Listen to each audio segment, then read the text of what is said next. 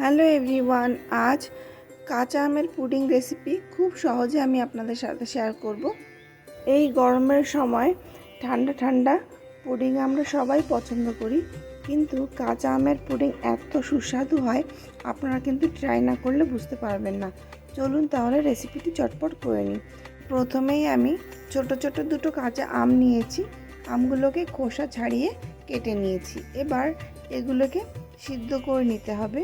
তো তার জন্যে পরিমাণ মতো জল দিয়ে আমি সিদ্ধ বসিয়ে দিয়েছি। আর এখানে অল্প পরিমাণে একটু লবণ দিয়ে দেব, যেহেতু এটা টক, লবণ কিন্তু অবশ্যই দিতে হবে।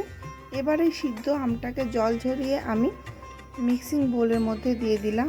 এবার এর মধ্যে আমি বেশ যথেষ্ট পরিমাণে একটু জল দিয়ে দেব। এবার জল দিয়ে দেখুন খুব আমি একটা মিহি পেস্ট বানিয়ে নিয়েছি। একদম জুস কিন্তু এখানেই তৈরি হয়ে গেছে। এবার এটাকে ছাঁকনি দিয়ে ছেঁকে নিচ্ছি।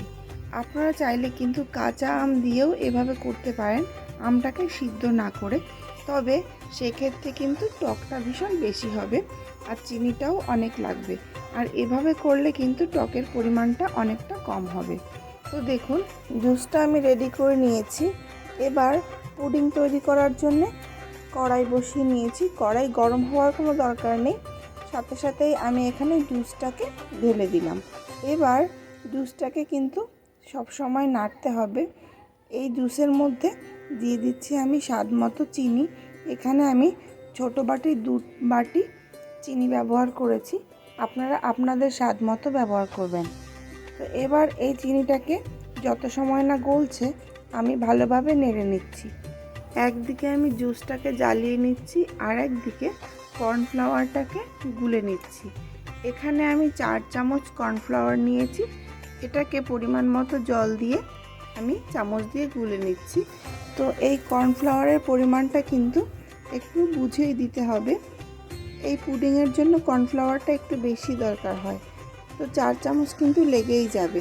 তো দেখুন আমি হাই ফ্লেমে জুসটাকে জাল করে নিয়ে গ্যাসের ফ্লেমটা কমিয়ে দিয়ে আমি কর্নফ্লাওয়ার দিয়ে কন্টিনিউ নেড়ে নিলাম।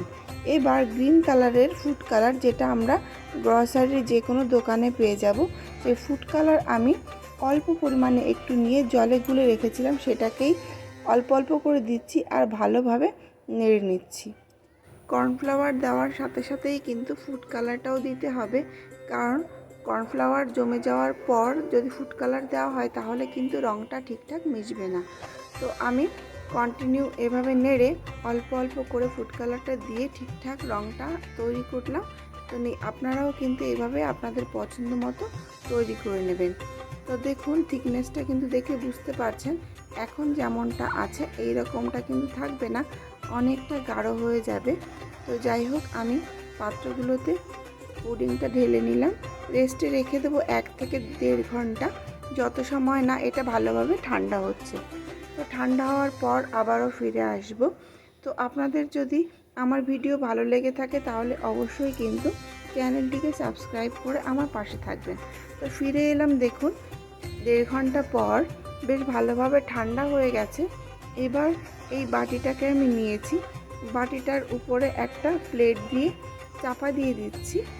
তো এবার উল্টে দিচ্ছি, উল্টে দিয়ে একটু ড্যাব ড্যাব করলে কিন্তু পুডিংটা বেরিয়ে আসবে।